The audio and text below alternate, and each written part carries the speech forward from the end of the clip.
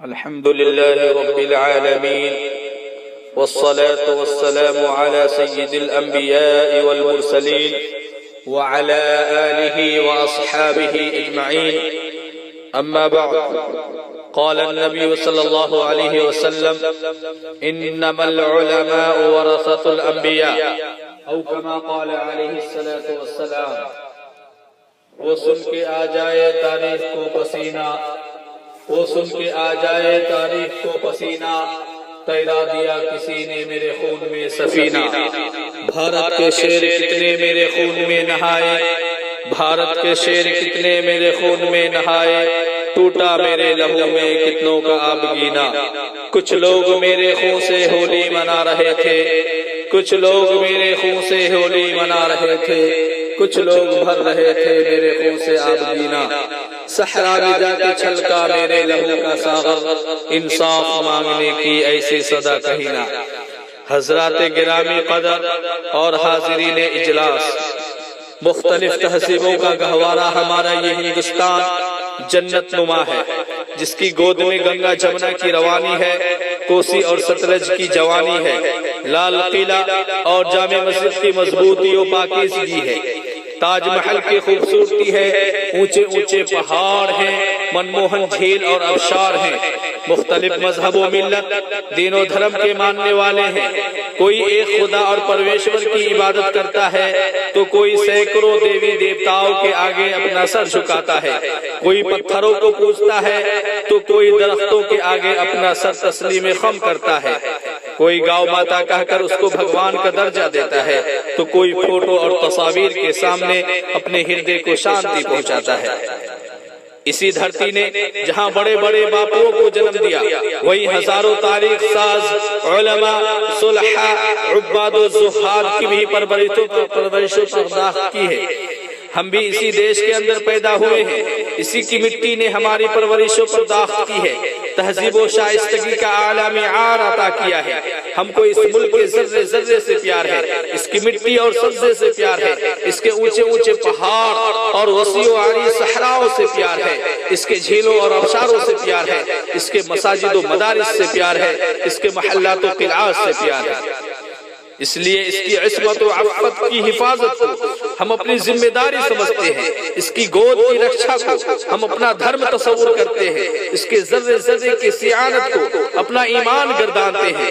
کیونکہ جس مذہب کے ہم ماننے والے ہیں، جس قوانین کے ہم پیروکار ہیں، اس نے ہمیں بے وفائی نہیں بلکہ وفاداری کا سبق دیا ہے. اس نے ہمیں احسان فراموشی نہیں بلکہ احسان شناسی کا سبق دیا ہے. اس نے ہمیں بزدلی نہیں بلکہ حوصلہ دیا ہے. اس نے ہمیں لومڑی کی عیاری نہیں بلکہ شیر کا دل عطا کیا ہے. اس نے ہمیں تلوار کے سائے میں جینا سکھایا ہے. اس نے ہمیں جفا کشی کی مشق کرائی ہے. اس نے ہمیں توپوں اور ٹینکوں سے ٹکرانے کا حوصلہ دیا ہے. ارے سرزمین مکہ سے پوچھ لو، سرزمین مدینہ سے پوچھ لو، مصر و شام سے پوچھ لو، روس و ایران سے پوچھ لو، اندل و فارس سے پوچھ لو کہ ہم نے کیسے کیسے وفاداری کا ثبوت پیش کیا ہے. جب ہم مکہ میں تھے تو مکہ کے ساتھ وفاداری کی تھی، جب مدینہ میں تھے تو مدینہ کے ساتھ وفاداری کی تھی، مصر میں تھے تو مصر کے ساتھ وفاداری کی تھی، شام میں تھے تو شام کے ساتھ وفاداری کی تھی، روس و ایران میں تھے تو روس و ایران کے ساتھ وفاداری کی تھی، اندلو اسپین میں تھے تو اندلو اسپین کے ساتھ وفاداری کی تھی. اور جب ہم اپنے اکابرین کی شکل میں اسی ہندوستان اور بھارت میں تھے تو اس وقت ہم نے ایسی ایسی وفاداری کا ثبوت پیش کیا ہے کہ دنیا حیران و شزن ہے. اس بھارت کی عصمت کی حفاظت کی خاطر ہم نے گولیاں کھائی، توپوں اور ٹینکوں کے نشانے بنے، پھانسی کے پھندوں پر چڑھنا پڑا، جیلوں کی مشقتوں کو برداشت کیا، نظر آتش کر دیے گئے. اے سرزمین ہند، سن اور غور سے سن، ہم اپنی وفاداری کی رودات سنانے جا رہے ہیں. آج کی بدحال دنیا کے بھی دل پھر جائیں گے اے مورخ اگر ہم تاریخ دہرانے اٹھے. جب ہندوستان کی سرزمین میں انگریزوں کا ناپاک سایہ پڑا اور انہوں نے اپنی شاطرانہ و عیارانہ چالوں سے یہاں کے مالک بن بیٹھے۔ جب باشندگان ہند پر طرح طرح کے ظلم و ستم کے پہاڑ توڑے جانے لگے، جب ہندوستانیوں کا خون ان کے پسینوں سے بھی ارزا ہونے لگا، تو ایسے نازک دور میں جس نے سب سے پہلے علم بغاوت بلند کیا وہ محدث کبیر نازش وطن شاہ عبدالعزیز بن ولی اللہ محدث دہلوی ہے۔ شاہ عبدالعزیز کا فتویٰ کیا تھا؟ گویا ایک بڑھ کے تباہ تھا جو دشمن کے نخل تمنا پر گر پڑی۔ انگریزوں کی نیندیں حرام ہو گئی، جگہ جگہ آزادی کے شعلے بھڑکنے لگے، جگہ جگہ آزادی کے پرچم لہرانے لگے، سینوں میں ولولے مچلنے لگے اور حوصلوں نے انگرائیاں لینی شروع کر دی۔ یہ ایک حقیقت ہے کہ اگر ہندوستان کی جنگ آزادی میں علماء کرام شریک نہیں ہوتے تو یہ ہندوستان کبھی آزاد نہ ہوتا۔ اگر یہ سرخیل آزادی نہ ہوتے تو تحریک آزادی نہ چلتی، تحریک بالا کوٹ نہ چلتی، تحریک ریشمی رومال نہ چلتی، تحریک خلافت نہ چلتی، ہندوستان چھوڑو تحریک نہ چلتی، مقدمہ وہابیان نہ چلتا، امبالہ سازش کیسے بنتا۔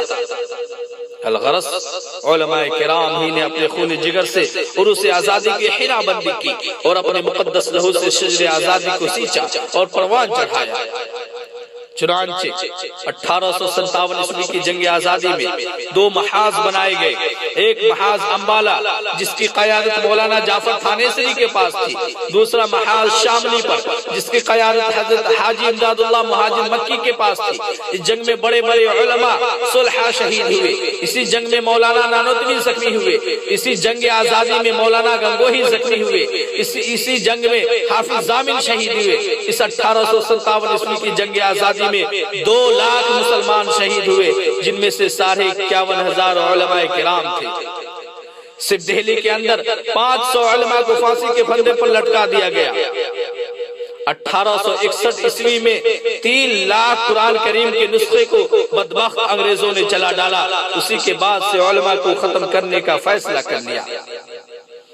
انگریز مورخ ٹامسن لکھتا ہے کہ 1864 عیسوی سے لے کر 1867 عیسوی تک ان 3 سالوں میں انگریزوں نے 14,000 علماء کو تختہ دار پر لٹکا دیا۔ ٹامسن کہتا ہے دلی کی چاندنی چوک سے لے کر پشاور کی جامع مسجد تک کوئی بھی ایسا درخت نہیں تھا جس پر علماء کی گردنیں نہ لٹکتی ہو۔ ٹامسن کہتا ہے علماء کے جسموں کو تانبے سے داغا گیا۔ ٹامسن کہتا ہے علماء کو سوروں کی کھالوں میں بند کر کے تنوروں میں ڈالا گیا۔ ٹامسن کہتا ہے علماء کو ہاتھیوں پر کھڑا کر کے درختوں سے باندھ کر نیچے سے ہاتھی کو چلا دیا گیا۔ ٹامسن کہتا ہے لاہور کی جامع مسجد جس کے صحن میں انگریزوں نے پھانسی کا پھندا بنایا تھا، اس میں ایک دن میں 80 علماء کو پھانسی دی جاتی تھی۔ ٹامسن کہتا ہے لاہور کی دریائے راوی میں 80 علماء کو بوریوں میں بند کر کے ڈالا جاتا اور اوپر سے گولیوں کا نشانہ بنایا جاتا۔ انہیں شہدائیان اسلام میں شیخ الہند مولانا عبید اللہ سندھی ہیں، جن کو آج دنیا اسیران مالٹا سے جانتی ہے۔ انہوں نے انگریزوں کے خلاف عام تحریک چلائی کہ عقل انسانی حیران و شزر رہ جاتی ہے، جسے ریشمی رومال سے جانا جاتا ہے۔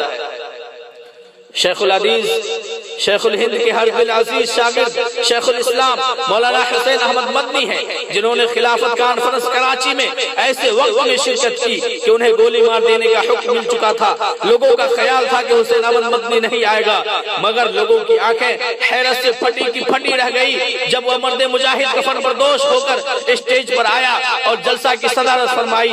اسی کانفرنس میں انگریزوں کو بلبل اور گولیوں کو گل سے تشبیہ دیتے ہوئے فرمایا لیے پھرتی ہے بلبل چوچ میں گل، لیے پھرتی ہے بلبل چوچ میں گل، شہید ناز کی تربت کہاں ہے۔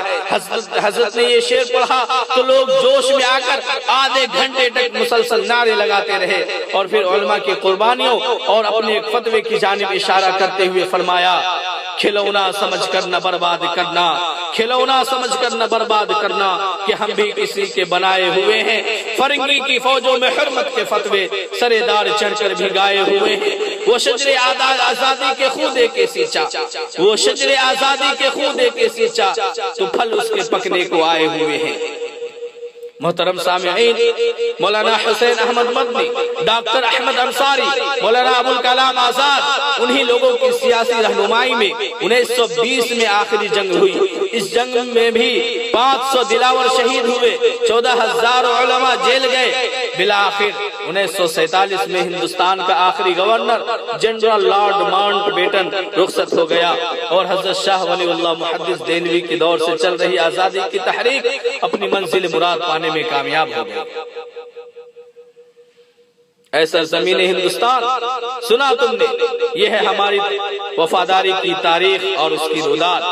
آج ہم پورے یقین اور حوصلے کے ساتھ کہتے ہیں، آج بھی اگر کوئی ناپاک قدم تیرے سینے پر ڈالے گا تو اس کے ہم پاؤں کٹ ڈالیں گے۔ اگر کوئی انگشت نمائی کرے گا تو اس کی انگلیوں کو ہم تراش ڈالیں گے۔ اگر کوئی تمہاری عصمت و عفت کو داغدار کرنا چاہے گا تو حسین احمد مدنی بن کر ہم اس کی حفاظت کریں گے۔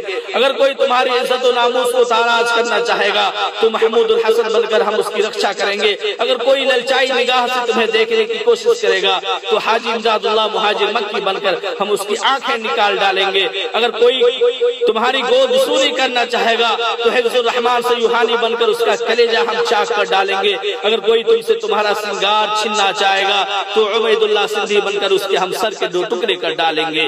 اگر کوئی تم سے تمہارا ساون غصب کرنا چاہے گا تو اس کی زندگی کو ہم تباہ و برباد کر ڈالیں گے۔ زخم کھائیں گے مسکرائیں گے، زخم کھائیں گے مسکرائیں گے اور پھر انقلاب لائیں گے، چاہے وہ امریکہ ہو یا فرانس، برطانیہ، چین ہو یا پاکستان، کسی کی ہمیں پرواہ نہیں، کیونکہ توپوں اور ٹینکوں سے ٹکرانے کا حوصلہ ہمارے اندر موجود ہے۔ تیروں اور تلواروں کے سائے میں ہماری پرورش ہوئی ہے۔ بارودی شعلوں کا ہم نے خوب تجربہ کیا ہے، ایٹمی ہتھیاروں کو ہم نے خوب دیکھا ہے۔ بدر کی تاریخ ہمارے پاس ہے، احد کا مارکا ہم نے سر کیا ہے، خندق کی پریشانیوں کو ہم نے برداشت کیا ہے، خیبر کی نخلستان پر ہم نے قبضہ کیا ہے، تبوک کے رعب و دبدبے ہمارے پاس ہیں۔ ارے فتح مکہ بھی تو ہمارے قوت و طاقت کا نتیجہ ہے۔ صدائے آج بھی آتی ہے طاق کسرا سے، ورق ورق ہے ہماری زندگی کا عبرت خیز۔